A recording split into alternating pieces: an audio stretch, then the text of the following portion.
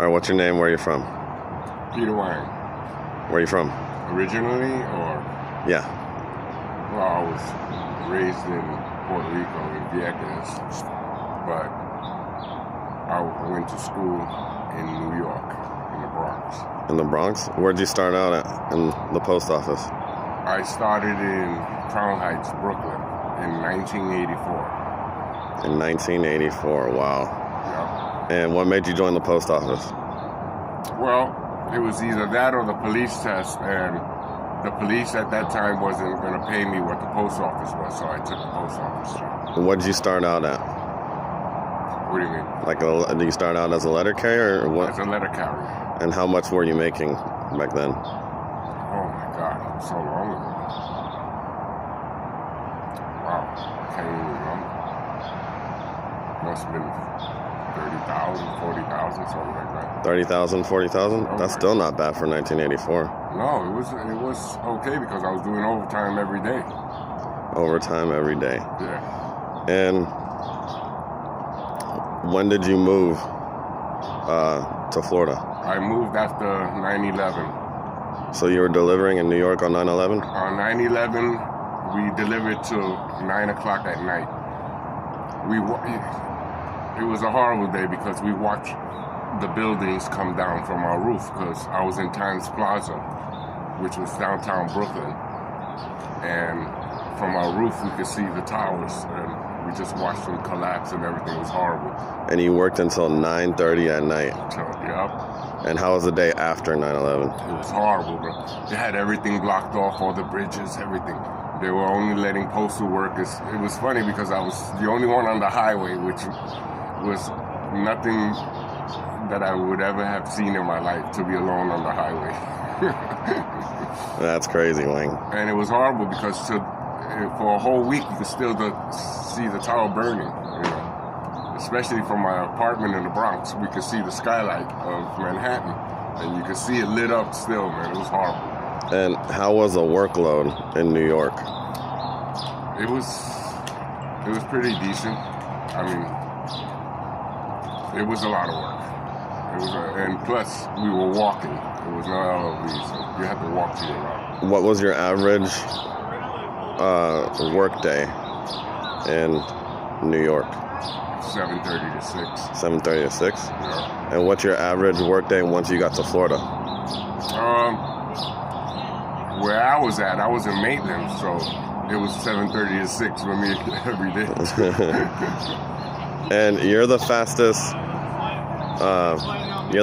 caser in the post office. What makes you the fastest caser, and what type of advice do you have for new people when casing a route?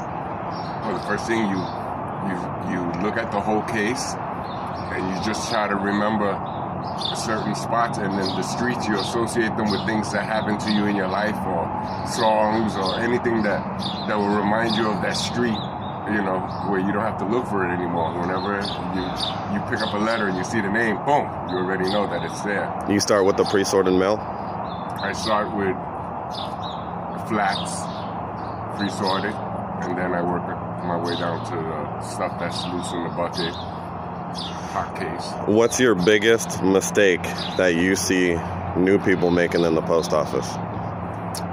They close their minds when they stare at a case. When they first get there, you have to open yourself, clear your mind and relax, and you can't panic because you can't find one letter. Just put it to the side and grab another one. How many seconds should they take on each letter?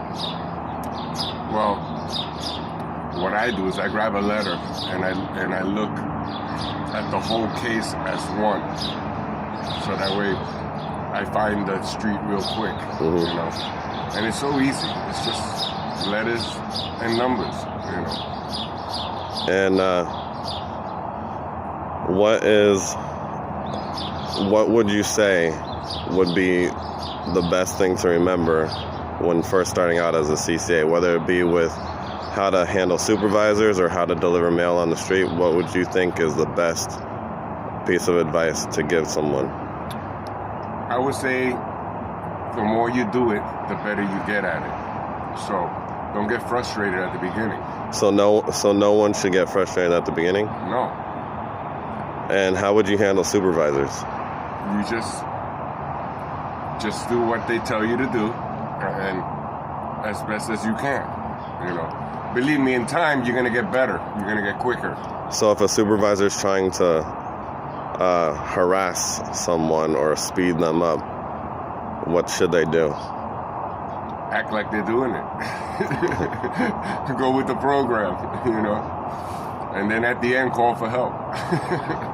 and you know, always tell them, I'll do my best. You know. I'll do my best. Yeah. And for driving, because you won the award for safest or the the million mile mark, where you went over 30 years and over 1 million miles not getting in an accident. What advice would you give people for driving? It's just drive the way you drive your own vehicle, except be safe, you know. Safety comes first, you know, and just be aware. Be aware of your surroundings and don't think about accidents and it won't come to you. But sometimes you can't help it, you know. That's why it's called an accident, you know. It's not planned, you know. So just be careful. Be aware. And do you pay in the union? Am I in the union? Yeah. Oh yeah, I've been since day one. Would you recommend people? Of course. Definitely. And has the union helped you? Yes, they have. They've helped me many times. Okay. Yeah. And I rarely need them because I do the right thing every day anyway. And in closing, we're going to close this possibly part 1 interview off. What would be what would your last thing be to say to anyone coming into the post office or applying for the post office? Never give up. Don't quit. It is too easy. It's such an easy job. I mean, no matter how frustrating it gets, don't ever quit. Endure it. In the end, it's beautiful. Endure it. All right. That's what we all say. Endure it. Okay. Anyway. All right, everyone. See you later.